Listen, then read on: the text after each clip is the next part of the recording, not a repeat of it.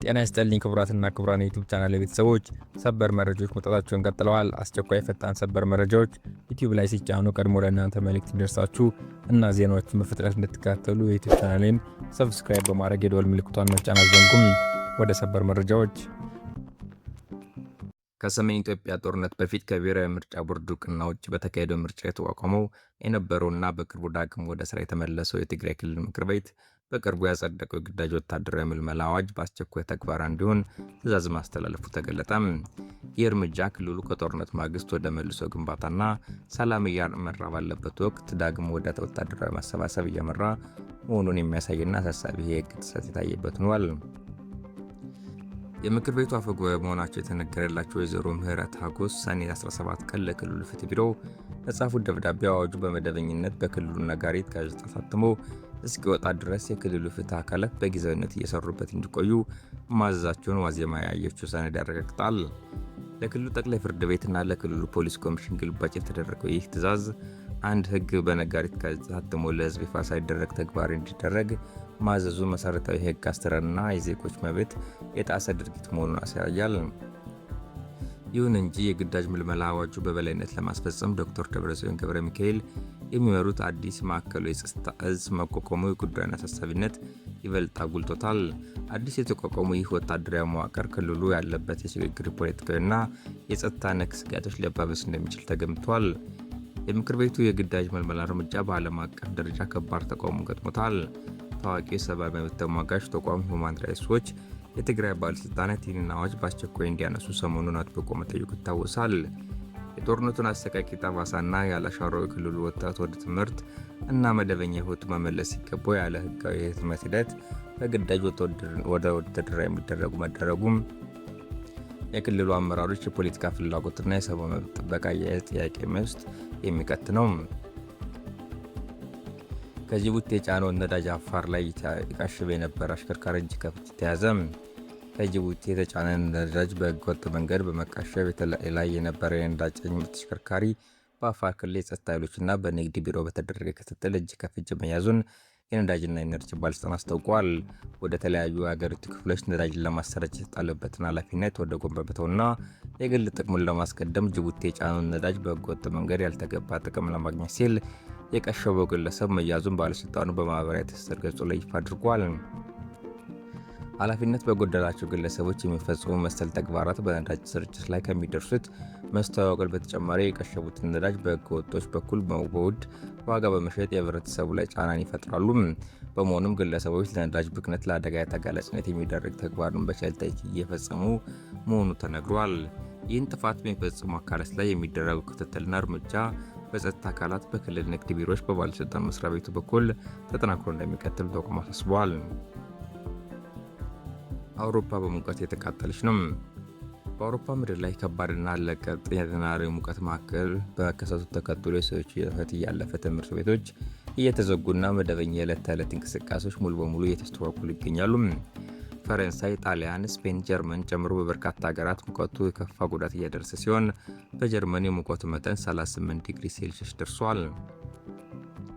ይህ ከፍተኛ ሙቀት የኤሌክትሪክ ኃይል ማስተላለፊያ አስፋልቶችን፣ የህንፃ ግድግዳዎችን ጭምር እያቀለጠ ሲሆን የባቡር ትራንስፖርት ድርጅቶችም ተጓዦችም የጉዟቸውን እንዲሰርዙና የቲኬት ገንዘባቸውን እንዲመለሱ እያደረገ ነው። ከ300 ሚሊዮን በላይ የሚሆነው የአውሮፓ ህዝብ በዚህ አስከፊ ሙቀት ውስጥ እየተሰቃየ ይገኛል። በሌላ በኩል በአውሮፓ የተከሰተው ከባድ የሙቀት ማዕበል ለደቡብ ኮሪያም ሳምሰንግ፣ ለቻይናው ሚዲያና ለጃፓኑ ሚትሱቢሺ የመሰሉ የእስያ አየር ማቀዝቀዣ የእስያ አምራች ኩባንያዎች ግዙፍ የገበያ ማዕከል ተፈጥሮላቸዋል። በደቡብ አፍሪካ የሚገኙ ኢትዮጵያውያን ላይ ጥቃቶች ሊፈጸሙ የሚችሉበት አዝማሚያ ስላለ ኢትዮጵያውያን ጥንቃቄ የተሞላበት እንቅስቃሴ እንዲያደርጉ በደቡብ አፍሪካ የሚገኘው የኢትዮጵያ ኤምባሲ አሳሰበ። በደቡብ አፍሪካ የኢትዮጵያ ኤምባሲ በሀገሪቱ ያለውን ወቅታዊ ሁኔታ እየተከታተለና ከመንግስት ጋር አስፈላጊ ግንኙነት በማድረግ ላይ እንደሚገኝ አሳውቋል። የደቡብ አፍሪካ መንግስት በስደተኞች ላይ ኃይል ጥቃቶች እንዳይደርሱ በሁሉም አካባቢዎች ተገቢውን ጥበቃ እንዲያደርግ አስታውሷል። ሁሉም ጉዳዮች በሕጉ መሰረት እንደሚከናወኑና በቀጣይም የሀገሪቱ መንግስት የጸጥታ ማስከበር ተግባር እንዲያጠናክር ኤምባሲው በመግለጫው ተናግረዋል።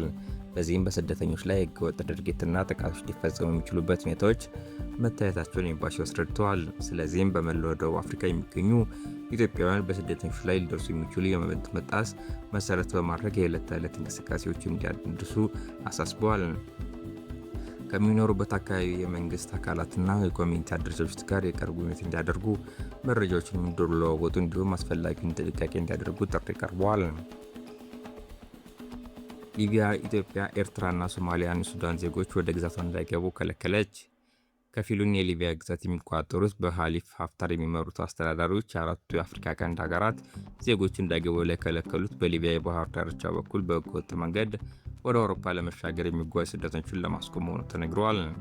በጦርነቱ የተከፋፈለችው ሊቢያ ከአፍሪካ ቀንድ በተጨማሪ ከሌሎች የአፍሪካ ክፍሎች የተሻለ ህይወትን ፍለጋ በአደገኛ ሁኔታ የሚጓዙ ስደተኞች ወደ አውሮፓ ለመሻገር የሚሞክሩባት ወሳኝ ሀገር ናት። ጋናዊው ጠንቋይ ፖርቹጋል ዘንድሮውን የዓለም ዋንጫ ታሸንፋለች አለም። ጋናዊው ጠንቋይ ናና ኩሙኩ ቦንሶም ለፖርቹጋል የዘንድሮ የዓለም ዋንጫ እንደምታሸንፍ ተናግሯል። ይህ የዓለም ዋንጫ የፖርቹጋልና ክርስቲያኖ ሮናልዶን ያሸንፋሉ ሲል ተነብዮአል። ይህ ጠንቋይ ከሰሞኑ ሀገሩ ጋር ከእንግሊዝ ጋር በነበረ ጨዋታ ሃሪ ኬን ጋር ላይ ግብ እንዳያስቆጠር ረግሜዋለሁ ብሎ እንግሊዛዊ አጥቂም ግብ ሳያስቆጥር ወጥቶ ነበር። ከዚህ ጨዋታ በኋላ ጋናዊው ጠንቋይ የዓለም አቀፍ ሚዲያዎች ትኩረት ስቦ ቆይቷል። ይህ ጠንቋይ በፈረንጆቹ 2014 ክርስቲያኖ ሮናልዶ ረግሞት ነበር። በወቅቱ በነበረው የዓለም ዋንጫ ወቅትም የሮናልዶ በጉዳት ነበር የተጫወተው ይባላል።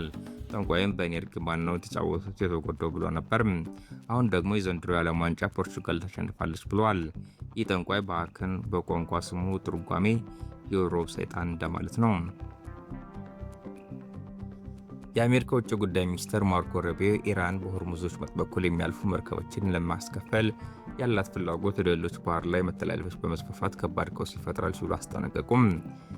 የዓለም አቀፍ የባህር መተላለፊያዎች የተለያዩ ሀገር ንብረት አይደለም። ይህ የዓለማችን መሰረታዊ መርህ ሲሆን ከዚህ ውጭ ቢሆን ኑሮ ግን ዓለማችን ሙሉ በሙሉ በቀውስ ታመስ ነበር ሲሉ ባህሬን ውስጥ እየተካሄደ ያለው የባህር ሰላጤው ሀገራት የትብብር መርከብ ስብስብ ላይ መናገራቸውን ኤኤፍፒ ዘግቧል። ሀገራት በአቅራቢያቸው ያሉ ዓለም አቀፍ የባህር ላይ መተላለፊያዎችን በመቆጣጠር ገንዘብ ማስከፈል እንደሚችሉ ከተቀበልን ይህ እንደ ወረርሽኝ በመላው ዓለም ይስፋፋል በማለት ሩቢዮ አስጠንቅቀዋል። አሜሪካና እስራኤል በኢራን ላይ ጦርነት መክፈታቸውን ተከትሎ ኢራን የሆርሙዝ ወሽመጥን ከመዝጋቷ ባሻገር መተላለፊያውን በመቆጣጠር መርከቦች ክፍያ እንዲፈጽሙ የሚያስገድድ ሕግ አዘጋጅታለች። ነገር ግን ጦርነቱን ባስቆመው ከአሜሪካ ጋር በተደረሰ የመግባቢያ ሰነድ ላይ ሆርሙዝ ያለ ክፍያ ለሁሉም መርከቦች ክፍት እንደሚሆን ከስምምነት ቢደረስም ኢራን ግን ወሽመጡን ለመቆጣጠር የሚያስችላትን እርምጃ እየወሰደች ነው። የተባበሩት መንግስታት የባህር ትራንስፖርት ድርጅት መረጃ በሆርሙዝ መዘጋጋት ምክንያት መውጫት ከቆዩ መርከቦች መካከል ባለፉት 3 ቀናት 57 መርከቦችና 1100 ሰራተኞቻቸው ማለፋቸው አስታውቀዋል። ከሆርሙዝ መክፈት በኋላ ለወራት የቆሙ በርካታ መርከቦችና ከ11,000 በላይ ሰራተኞች ከአካባቢ መውጣት ከጀመሩበት ካለፈው ሰኞ ወዲህ ምን ያህል መርከቦች መንቀሳቀሳቸውን ድርጅቱ መረጃ ሲያጋራ የመጀመሪያው ነው። ዓለም አቀፍ የባህር ትራንስፖርት ድርጅት መርከቦችና ሰራተኞቻቸው በሆርሙዝ ወሽመጥ በኩል እንዲያልፉ የማድረጉ ስራ በአሜሪካና በአካባቢው ሀገራት ቅንጅት የሚካሄድ መሆኑን ገልጸዋል። ድርጅቱ ባሰራጨው መረጃ ትናንት ሐሙስ ጠዋት ላይ 12 መርከቦች በሆርሙዝ ወሽመጥ በኩል ማለፋቸውን፣ ትናንት ረቡዕ 32፣ ማክሰኞ ደግሞ 13 መርከቦች ከባህር ሰላጤው አካባቢ ወጥተዋል። ከእነዚህ መርከቦች መካከል የኢትዮጵያ ባህር ትራንስፖርትና ሎጂስቲክስ ንብረት የሆነችው ኤምቪቪ ጊቤ መርከብ ከወራት ቆይታ በኋላ ሐሙስ ዕለት ከሆርሙዝ ወሽመጥ መውጣቷ ድርጅቱ አስታውቋል። የኤርትራ ፕሬዝዳንት ኢሳያስ አፈወርቂ እናት ወይዘሮ አዳነች በርሄ በ97 ዓመታቸው ማረፋቸውን የአገር ውስጥ ማስታወቂያ ሚኒስቴር አስታወቀም። ከኤርትራ ነጻነት አንስቶ ከ35 ዓመታት በላይ በብቸኝነት ኤርትራን እየመሩ ያሉት የ80 ዓመቱ አዛውንት ፕሬዝዳንት ኢሳያስ እናት ያረፉት ሰኞ ዕለት ነበር። ረቡዕ ሰኔ 17 2018 ዓ.ም አስመራ አቅራቢያ በሚገኘው የትውልድ ስፍራቸው በተፈጸመው ቀብር ስነስርዓት ላይ ፕሬዝዳንት ኢሳያስን ጨምሮ ቤተሰቦቻቸው፣ የሃይማኖት አባቶቻቸውና ከፍተኛ ባለስልጣናት መገኘታቸው የማስታወቂያ ሚኒስቴሩ በማህበራዊ ሚዲያ ላይ ገጽ አመልክተዋል። የፕሬዝዳንት ኢሳያስና ወይዘሮ አዳነች በርሄ ከአቶ ፈወርቂ አብርሃ ጋር በትዳር በቆዩባቸው ጊዜያት 12 ልጆችን ያፈሩ ሲሆን 9ኙ ለነጻነት በተካሄዱ እንቅስቃሴ ውስጥ የተሳተፉ እንደነበሩ ይነገራል።